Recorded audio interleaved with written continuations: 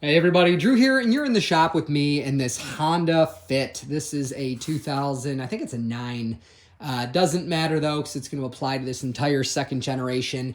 And I'm on the starter, and I'm a couple steps in, which I'll explain to you those steps. And I realize I think I need to tell the subscribers about this one because it sucks. And I have to get through it because I'm a professional.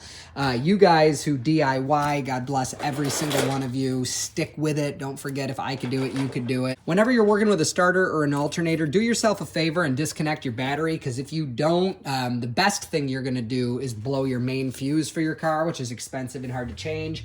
You could also get hurt or damage your vehicle. So real quick, you'll see that I've got right in there, I hope you guys can see that, right down in there, see? So this is a wobble extension, a short wobble extension, and a 14, and I got on, let me set this over here. I got on the bolt that's right, you can actually see the bolt through the crack there.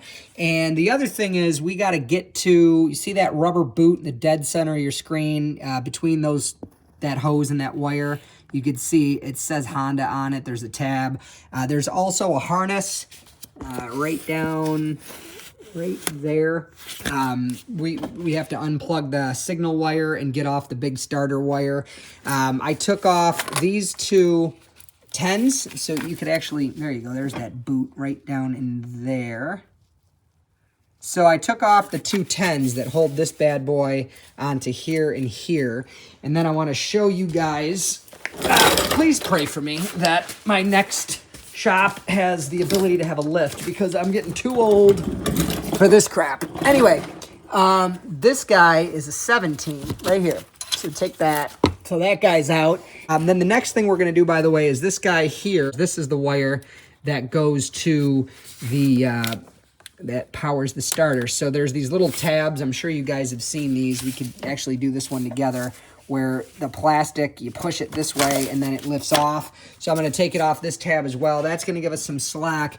Then what I'm going to do is actually very, very carefully slide the starter out of that position and unplug the harness. I'm going to show you guys that hopefully while I'm doing it. And then I'm probably going to have to take that oil filter off.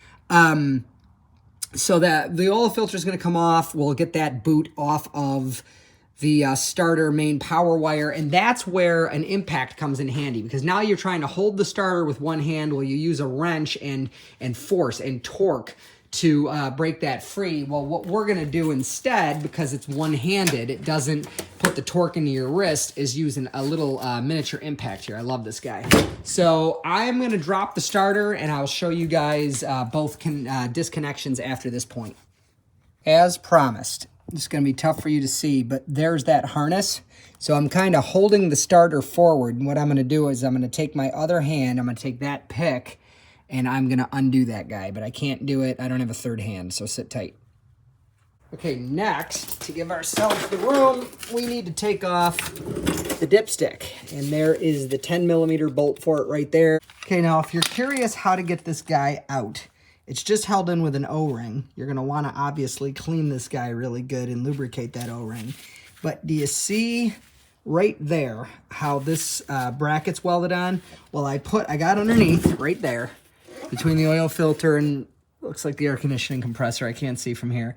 I put this giant flathead screwdriver right in the crease between the bracket and the body, and I gave it a couple gentle taps with a dead blow hammer. Very, very gentle, very small dead blow hammer. Anyway, so if you look, right there is our suspect. We just got to take that cover off, which is easy peasy. I'm going to try to get on that with a light. You see that tab right above what looks like a bolt? Yeah, so the harness thing is to the right, and then there's a bolt, and there's that rubber tab. I'm going to take that bad boy off.